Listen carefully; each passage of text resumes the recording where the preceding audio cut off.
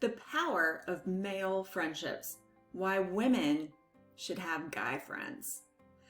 A lot of people have said that it's impossible for men and women to be just friends, that there would be some sort of a connection and entanglement, something romantic would spark. And in my experience, that's simply not true. I'm very, very fortunate to be able to say 3 of my very, very closest friends are men. One of them, there is a romantic entanglement. It's my husband.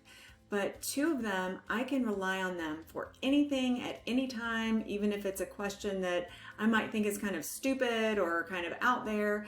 They don't judge me and they'll give me a true and honest answer. So today I'm going to go through the top 5 reasons that every single woman should have at least one very, very, very close male friend, just a friend, so that it helps to bring balance to your life. Now, if you're a guy and you want to have female friends, send this video to the woman who you want to be friends with. And if you're a woman and you've struggled with this, whether you should or shouldn't have male friends, please watch, because these 5 reasons, these 5 gifts that exist within only male friendships can truly change your life and, yes, bring that balance. Before we get to all the goods, please check and see if you're a subscriber here. And if not, click that subscribe button and the little bell so that you'll find when we drop videos just like this to help you live happier lives with deeper personal connections. I'll be right back. GILD Coaching. More success, less stress.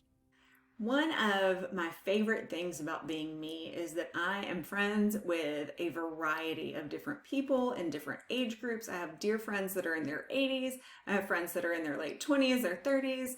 I love watching my girls, my youngest, they're 14 and 10, their friendships, and then learning about them and being an appropriate friend to their friends as well. It's really, really cool to have a bunch of different types of friends, and that includes crossing gender lines. So it doesn't really matter what your sexual preference is. It's important for us to have a deeper variety of friends and associates so that we can have a broader view of the world, not let go of what our beliefs are and adopt those of others, but just be able to have an enriched, broader view of the world. So today I'm going to give you 5 reasons that I believe every woman should have at least one male best friend. And these are evident in my life with my male best friend. My male best friend's name is Jimmy. My kids call him Uncle Jimmy because we're such good friends and we have been for years since we were teenagers, that they feel like he is a member of the family because we've chosen him to be a member of the family. And so these 5 things are not just things that I know that you can get out of having a really good male best friend like that, but also that are evident in my life. So it's proof that it's actually true.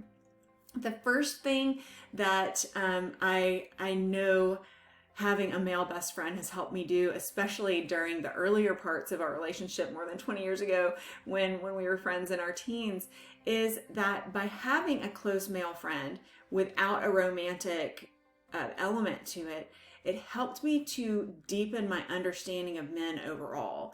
So having that wonderful friend who I could bounce things off of. And I mean, sometimes the questions are silly and yeah, he laughs at me, but he doesn't like berate me and hold it against me for a long time because guys are just different like that.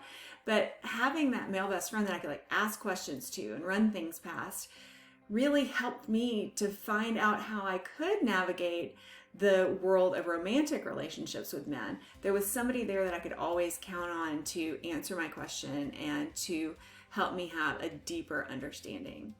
The second thing is, and don't send me any hate mail for this, you're gonna get a more truthful relationship with a male best friend. Look, I'm a woman.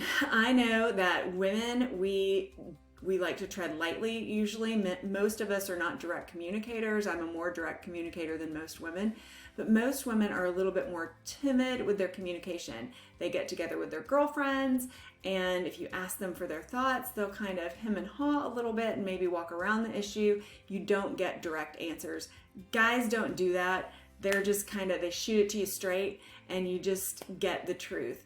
And it's not a truth that's just given to you so hard that it's hurtful, but it's helpful and you can move forward without all of that doubt. So that's one thing that I really very deeply treasure in my male best friend.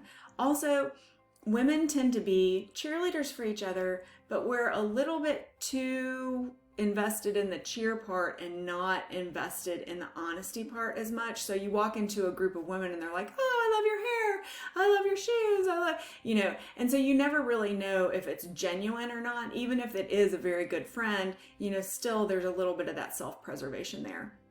A guy, it's not, you don't get as much of that from the guys. So that when you do get that encouragement, it's absolutely authentic because it's not in their nature to be gushy like it is more in the feminine nature to be gushy. Another thing, and just from a psychological perspective, men and women are wired differently. We do have different patterns. We do see the world in different ways, and men seem to be different types of problem solvers than women do. They can either look at it from a 1,000-foot view and give a different perspective like that, or they can give, a more mechanically detailed perspective than women. Women look at different elements and sometimes we'll miss things that can really help us without that male point of view. And number 5, drama. Guys, normally, I haven't met very many guys who are pot stirrers and like to pull up drama. There's not going to be all of that drama in your relationship. If drama exists, guys usually like to pour baking soda on that fire and get rid of that because they're usually more laid back. So having a male best friend helps you to disconnect from the drama of any other type of relationship and have that person who really will be there with you. Those are the 5 things. There's one more though. I know, unlike any other relationship in my life, that my male best friend is going to be there with me through thick and thin. And if something happens and there's a disagreement or whatever, he's not going to hold on to it. Men are much less, not all men, but generally speaking, are much less grudge holders than women in my experience. And so that you're always going to have that person and know that when disagreements happen, they can draw you closer together in the long run and help to teach you more about each other. So you're going to have that truly dependable person, and he may need to take a step back every once in a while or whatever, and that's fine. That's just life, ups, downs, back, forward. But you will have that surrogate brother like I have in my friend Jimmy, like I was telling you about, and he'll be with you to the end.